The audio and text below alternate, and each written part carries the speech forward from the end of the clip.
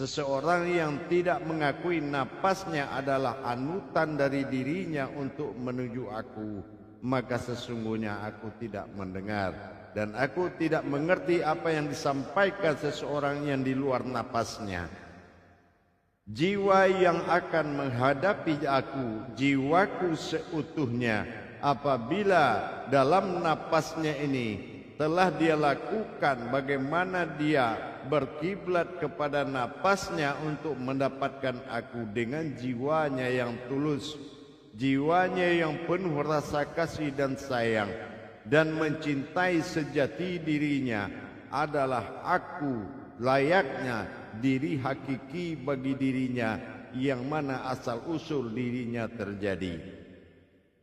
Orang yang tidak mencari aku sesuatu yang tidak bisa dicari, tetapi aku bisa didatangi oleh jiwaku yang memiliki rasa cinta kepadaku dan rasa sayang kepadaku. Dalam hal ini, aku menerima kedatangannya dan kuberikan kekuatan dari batin abadiku adalah napas. Napas adalah sesuatu batin abadi yang akan mengalir di jiwanya sehingga jiwanya dibalut oleh batin abadiku, dan batin abadi itu adalah napas yang menjadi pujiannya. Orang yang memuji dan memuji napasnya melalui aku dan aku dipuji melalui napasku adalah kebenaran tertinggi dalam sebuah kajian diri. Kajian diri adalah sifat aku sendiri yang menyembah kepadaku. Aku adalah Tuhan dalam arti aku panutan dari diri seseorang. Diri itu adalah jiwa. Jiwa itu adalah jiwaku yang mencintaiku. Seseorang yang tidak menjadi jiwaku untuk mencintaiku, jiwaku yang menyembahku, maka dia tidak akan mengerti napas itu apa. Kalau napas ini jatuh ke hewan menjadi ruh untuk menghidupkan, jatuhnya kepada alam menjadi zat yang terlihat, tapi jatuh ke diri masing-masing menjadi suatu wujud yang mana jiwa ini adalah timbul dari kerinduan. Orang yang tidak menimbulkan kerinduan kepadaku dan dia tidak ingin tahu siapa asal-usul dirinya, maka dia adalah orang yang tersesat jauh. Napas baginya adalah batin yang terayun-ayun. Napas bagi diri hanya tarian sebuah Tuhan, tapi dia merasakan napas itu bukan sebagai Tuhan, tapi sebagai batin yang sia-sia, yang hanya berkibar dan hanya berkibar dan berkibar. Inilah kerugian yang nyata bagi seseorang yang tidak memahami napasnya. Untuk di dalam hal ini, untuk mendapatkan pertemuan, bagaimana dia bisa menemuiku adalah jiwaku sendiri. Aku ada di dalam napas itu sendiri. Kalau jiwanya tidak datang dengan rasa kasih, jiwa tidak datang dengan rasa sayang, maka dia tidak bisa mengirimkan dikala dia menghirup napasnya. Sedalam mungkin dia menyampaikan kepada sesuatu yang ada di dalam napasnya, yang tidak terhingga dekat atau jauh, tapi cintanya sampai kepada sesuatu itu dengan kejujuran hati, kejujuran batinnya, bahwasannya kerinduannya dia kirim dari jiwanya ke dalam napasnya melalui tarikan napasnya. Maka di saat dia melepaskan napas tersebut, aku mengirim batin abadi yang akan masuk ke dalam jiwanya. Batin abadi adalah Tuhan dari jiwanya sendiri.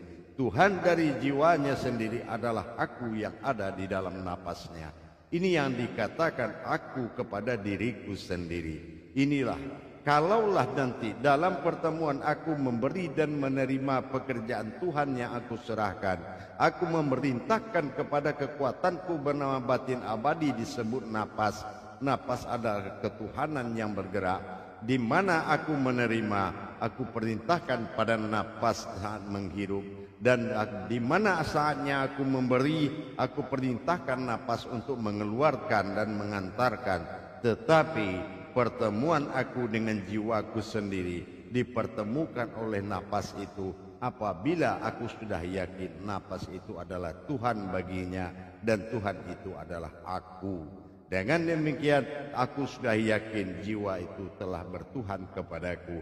Tapi selagi napas itu tidak dijadikannya sebagai jalan menuju Tuhan, menuju aku, maka dia katakan napas itu adalah ruh yang sia-sia bagi dirinya.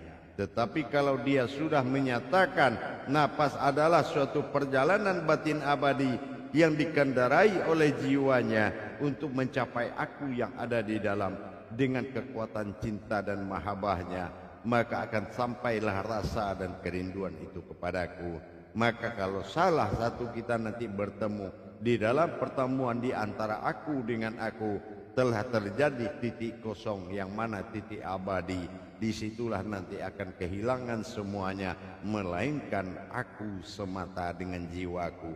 Untuk mengadakan seperti itu, perlu diperlihatkan dulu sejauh mana seseorang itu beriktikaf kepada nyawanya, sejauh mana dia seseorang itu tafakur kepada nyawanya, sejauh mana seseorang itu tadzakur kepada nyawanya, dan sejauh mana seseorang itu menghargai nyawanya. Kalau dia belum menghargai nyawanya, berarti dia belum menghargai batin abadi yang ada pada dirinya. Setelah aku berikan batin abadi itu masuk dan merasuk ke dalam diri, ke dalam jiwanya, jiwanya akan mengalirkan batin abadi itu ke seluruh rongga-rongga dirinya. Maka dia di dalam lamunan atau liputi, dia telah diliputi oleh batin abadiku yang disebut Tuhan. Dimanapun dia berada, di situ Tuhan itu ada. Di mana Tuhan itu ada, di situ aku ada dalam satu tarikan napas. Dengan demikian diwajibkan kepada sebuah jiwa untuk bertuhan kepadaku melalui napas, karena napas itu batin abadi di mana pertemuan ada di sana. Ini yang dikatakan titik pertemuan. Titik pertemuan aku dengan jiwaku adalah napas. Napas ini akan menyatukan kita kepada titik abadi. Napas ini akan menjadikan kita ketemu dalam titik kosong yang abadi, yang mana tidak lagi aku bernama aku dan tidak lagi jiwa bernama jiwa. Semuanya hidup dalam kodrat yang satu. Untuk mendapatkan itu, aku butuh reaksi, aku butuh bukti. Benar-benar seseorang itu di saat dia berkalam Tuhan, astaghfirullahkah, la ilaha illallahkah, Allahu akbarkah, subhanallahkah, tapi mata hatinya melirik kepada nyawa atau dikatakan batin abadi atau napasnya, maka berarti dia benar-benar telah mengharapkan aku sebagai wujud yang utama bagi dirinya, yaitu diri yang hakiki disebut dengan diri yang sejati.